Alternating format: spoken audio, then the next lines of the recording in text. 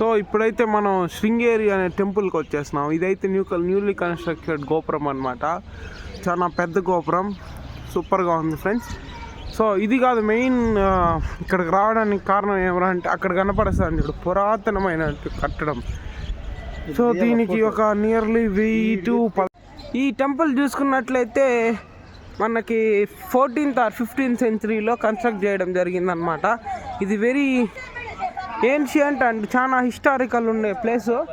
So మనం చూసుకున్నట్లయితే ఈ టెంపుల్కి ఆపోజిట్లోనే తుంగభద్ర నది ఉంటుంది ఫ్రెండ్స్. సో చూడండి, తుంగభద్ర నది ఉంటుంది ఇక్కడ. ఈ నది కానీ ఎప్పుడు మనకి 365 రోజులు పోతూనే ఉంటారు ఫ్రెండ్స్. ఎండాకాలంలో కానీ నది ప్రవహిస్తూనే ఉంటుంది నీళ్ళు. ఈ నీళ్ళు కానీ బాగానే ఏమాత్రం కష్టం లేకుండా బాగున్నాయి ఫ్రెండ్స్. ఇంట్లో మేము స్నానం చేయడం జరిగింది.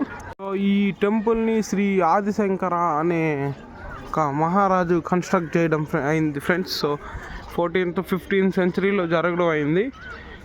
ఇది ఎందుకోసం కన్స్ట్రక్ట్ చేస్తున్నారంటే ఇక్కడ